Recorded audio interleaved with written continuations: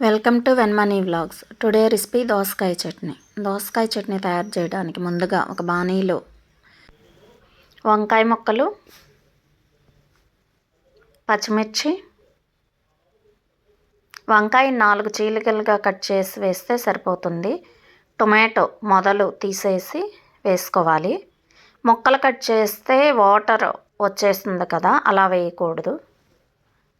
జ్యూసీగా అయిపోయి ఉడికిపోయి చట్నీ టేస్ట్ రాదు. అందుకని టొమాటో పలంగానే వేయాలి. ధనియాలు, జీరా, కరివేపాకు, దోసకాయని శుభ్రంగా కడిగి చెక్కు తీసి, ఇష్టపడితే సీడ్స్ ఉంచుకోవచ్చు. నేనైతే తీసేస్తున్నాను, మా ఇంట్లో సీడ్స్ వేస్తే తినరు. సీడ్స్ తీసేసి సన్న ముక్కలుగా కట్ చేసుకుంటే బాగుంటుంది. కట్ చేసి పక్కనుంచి ఇవి మగ్గనివ్వాలి.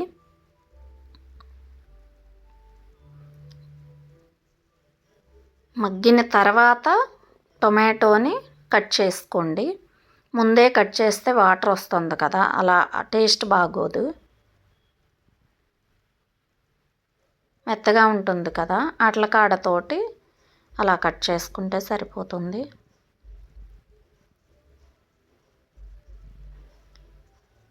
కొద్దిగా చిన్న నిమ్మకాయ అంత చింతపండు, మిక్సీ జారులోకి వేయించిన పల్లీలు, ఫస్ట్ మిక్సీ చేసిన తర్వాతే వెల్లుల్లి, మనం వేయించి పెట్టుకున్న వంకాయలు, పచ్చిమిర్చి ఇవి వేసి మిక్సీ చేసుకోవాలి.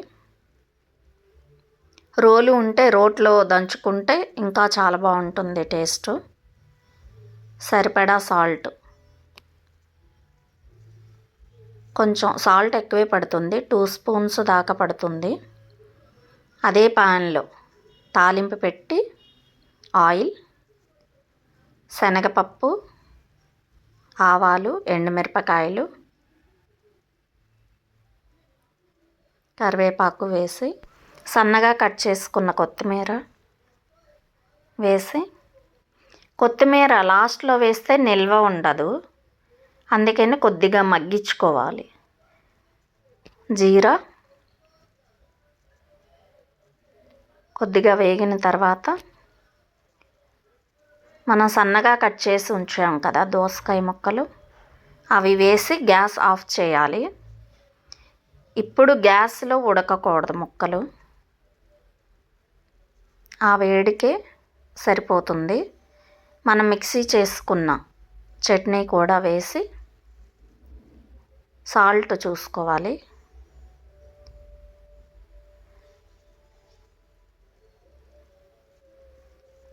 కొంచెం గెరిటితోటి ఇలా మెదిపినట్లుగా బాగా కలుపుకోవాలి. అప్పుడే ముక్క కూడా ఈ చట్నీ కొంచెం ఆ ఫ్లేవర్ పీల్చుకొని టేస్ట్ బాగుంటుంది. ఫ్రిడ్జ్లో పెట్టుకుంటే 4 days నిల్వ ఉంటుంది. ఒక బౌల్లోకి తీసుకొని సర్వ్ చేసుకోవాలి. గుంటూరు స్టైల్లో ఒకసారి ఇలా ట్రై చేయండి, టేస్ట్ అయితే చాలా బాగుంటుంది.